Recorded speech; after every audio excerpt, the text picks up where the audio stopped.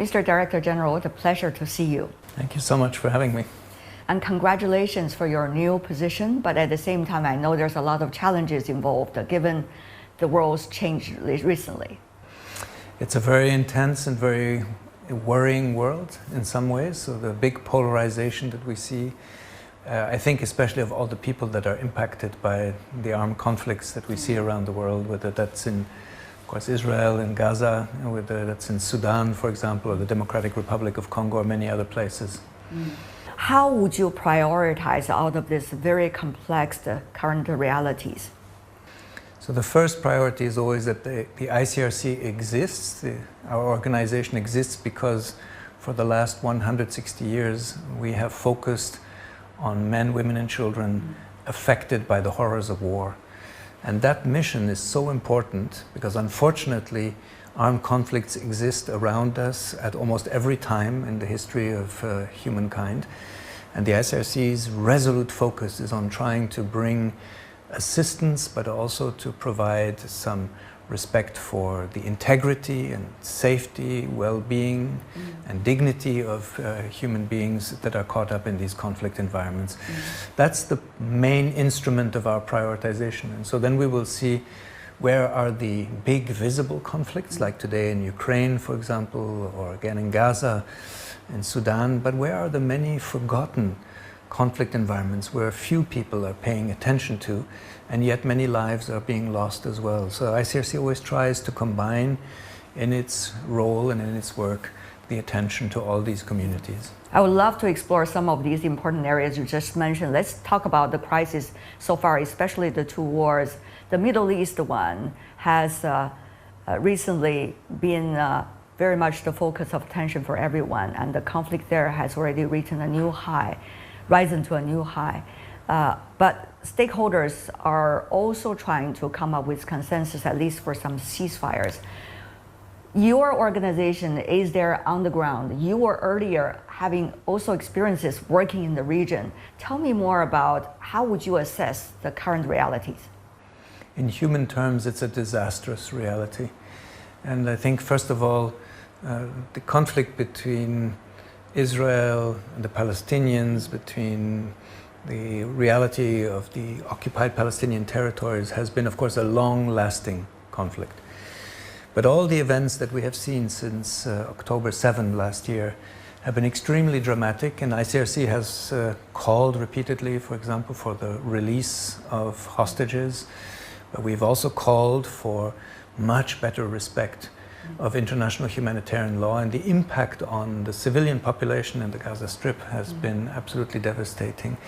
So this tells us several stories. One is that respecting international humanitarian law is an obligation for all parties, and states should absolutely ensure that that is respected, because it makes the practical difference between lives lost and lives preserved, in the way in which military operations are conducted, in the way in which detainees are treated, and other issues of that nature. So this is the first thing that we call for. The second one is, out of this conflict, as out of many others, the ICRC again is clear about the fact that much more has to be done to prevent armed conflicts and to resolve them. The loss of humanitarian workers in the Gaza conflict has been such a devastating one.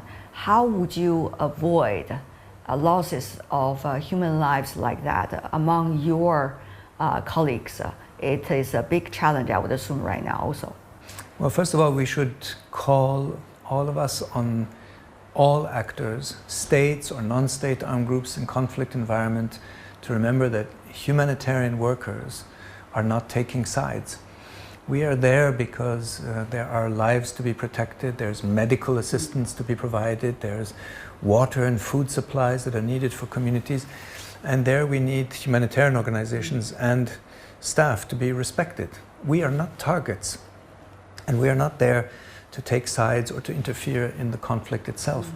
So the fact that there have been such repeated attacks against or injuries of humanitarian workers and the deaths of many as well in several conflicts of the Middle East, but also in Africa. The ICRC also recently lost colleagues again.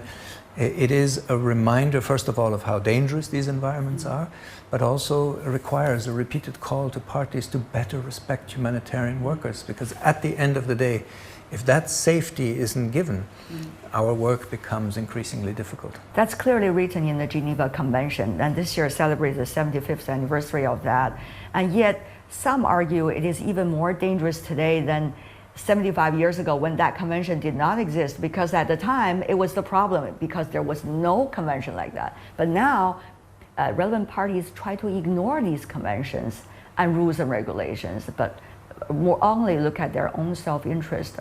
So from your perspective, what is going on here? What's wrong with us now? I think sometimes we take certain things for granted.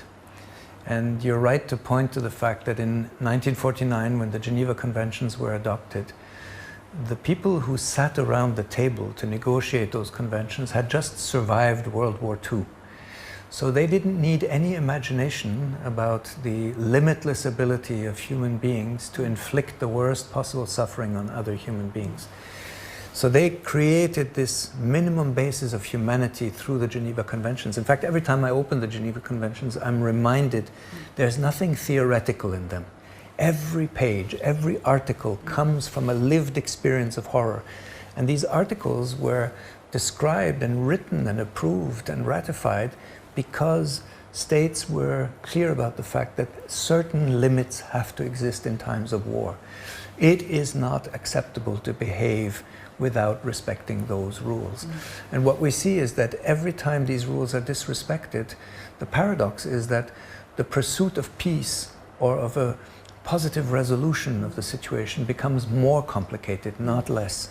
So we really need voices every day to make international humanitarian law and the Geneva Conventions a political priority, a priority for humanity. When you look at the Geneva Convention, especially for the humanitarian organizations like you, impartiality and neutrality is extremely important. But there are debates about what exactly is impartiality, what exactly is neutrality, particularly out of the current circumstances. How do you see these renewed so-called debates? Also, in my personal experience of working in these conflicts, I've often been faced with questions or criticism about neutrality. So I understand that the debate is necessary. And I understand it because when you are caught up in a war, in other words, you have an opponent or an enemy on the other side, you don't like an organization to say there are two sides and we cross the lines and we talk to everybody. But the ICRC's way of working, our Red Cross way of working, is that we do talk to everybody, we do cross lines. But why do we do it? We believe in neutrality because it allows us to go further. So for example, if you are in Gaza today, you wouldn't be as an organization in Gaza if the parties didn't accept that you are neutral. You wouldn't be in Ukraine today, or we wouldn't be in Congo either, if the parties thought that we are on one side. It just doesn't work in the humanitarian. It's certainly not our way of working. So we believe in neutrality because it allows us to do more. How do you see the latest development, for example, between China and France when the two presidents met, and they also mentioned about their consensus on trying to build a ceasefire in the Middle East regarding Gaza? Many of those being reached in their final documents has something to do with supporting humanitarian organizations and humanitarian work. So I think it's very significant when states raise issues, first of all, about the need to respect civilian populations, to respect detainees, to respect international humanitarian law, and to respect the access for humanitarian organizations to these contexts.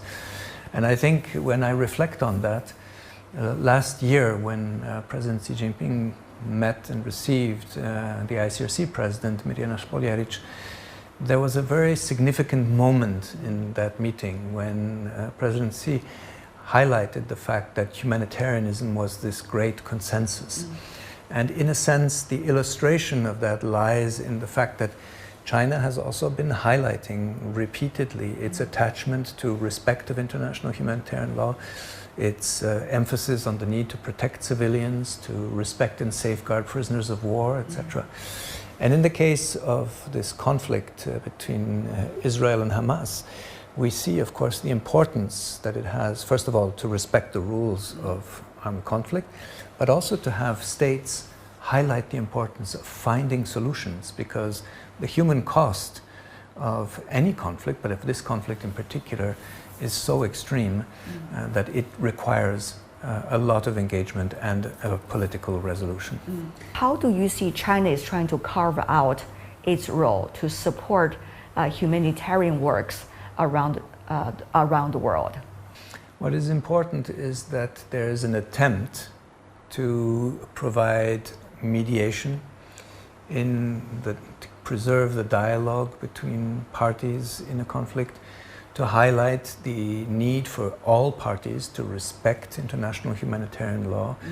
This type of messaging is indeed very important, and this is a messaging that China has been putting forward on the conflict in Ukraine. It has also now continued to raise these issues around the conflict between Israel and Hamas.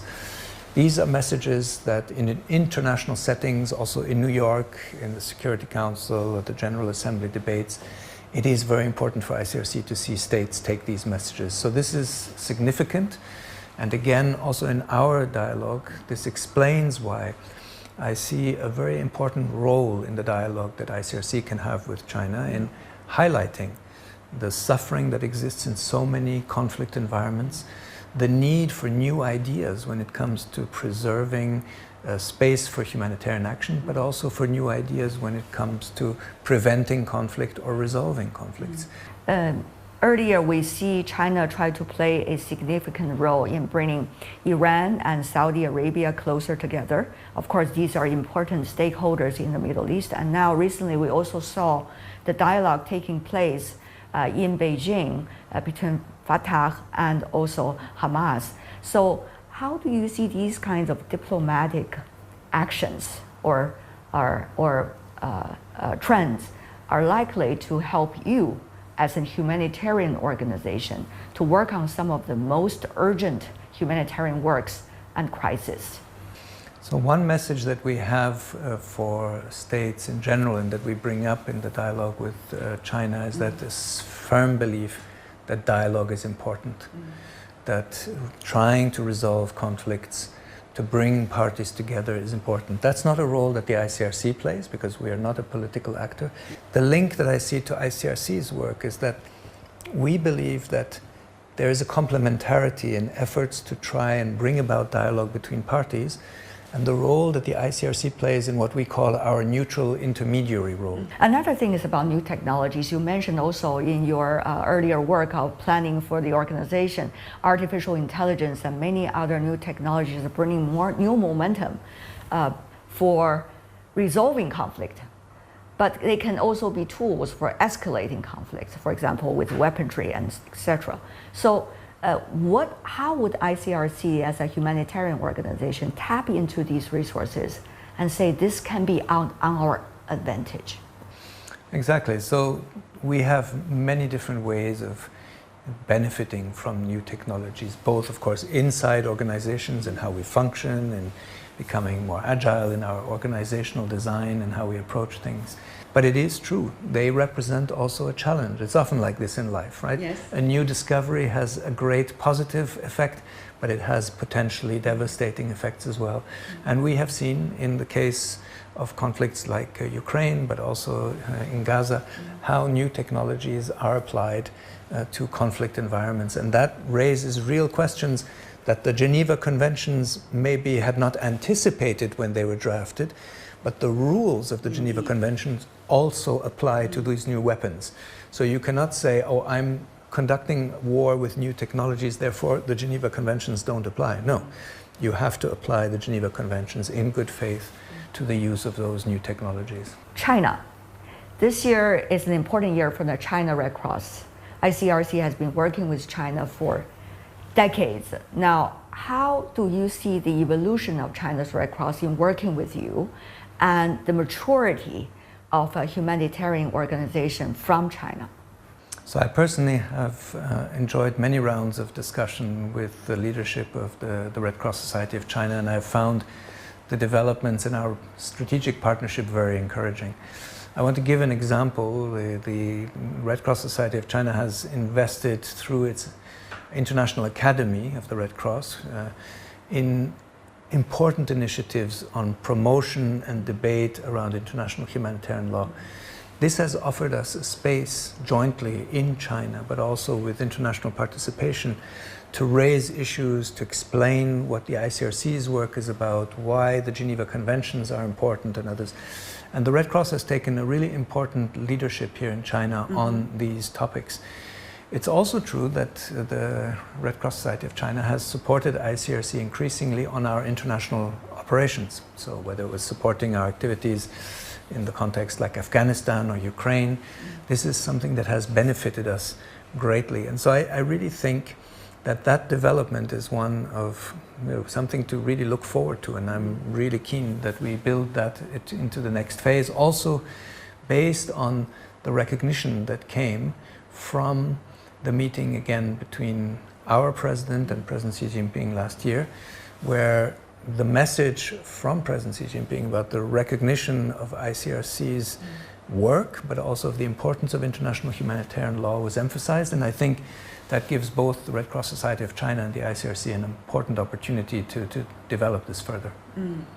Mr. Director General, what a pleasure to see you in Beijing. Thank you so much. It's a pleasure.